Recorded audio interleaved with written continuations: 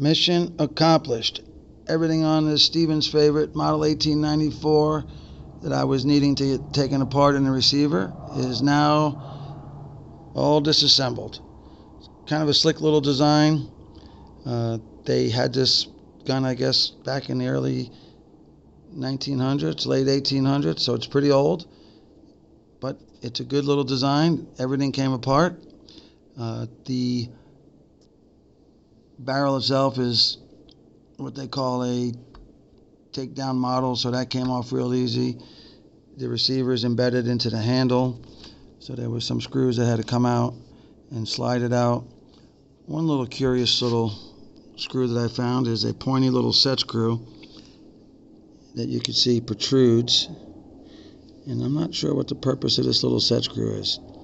It doesn't appear to be doing anything other than putting a gouge mark in the middle of the handle. Not a concern at this point. Upon just noticing initial investigation, it almost seems like the bottom tang of this receiver might have a little bend or bow to it.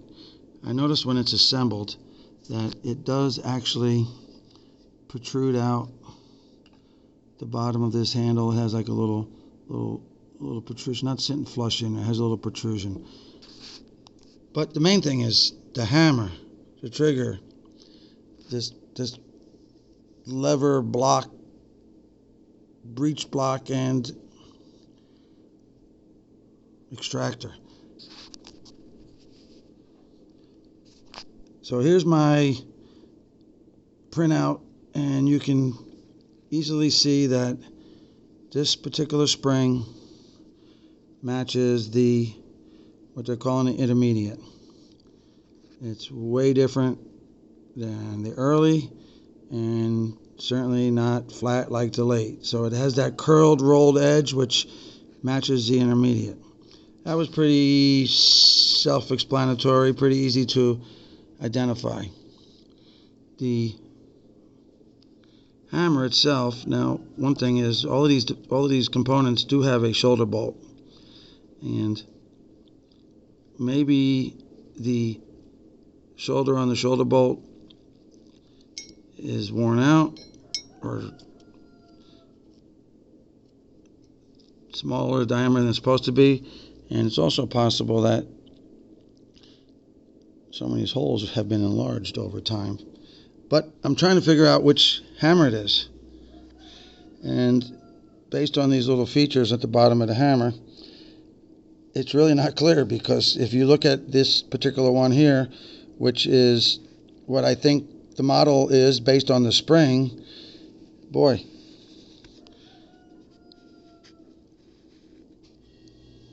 it doesn't look like the picture, does it? So whatever those little teeth are, the little grooves, the little slots, that could certainly explain why the trigger is not locking in there. If it's supposed to have that square slot in the front, none of it's pronounced. So that must mean it's really worn out, or there's yet another particular model hammer that is not identified on this particular document. I don't know. Hopefully I can buy a new hammer, or at least see what one's supposed to look like. The other main thing that was a concern was which extractor do I have? And that one kind of seemed pretty easily identified, because there's one here that is wide at the top and narrow at the bottom. And that certainly looks like what I have.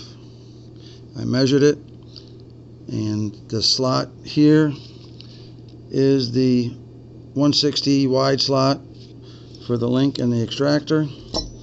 You could see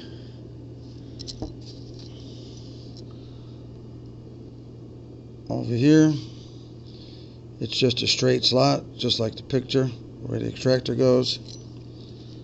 So it doesn't have this little bump out here, and it's just a straight slot. So pretty confident we got that positively identified. I did notice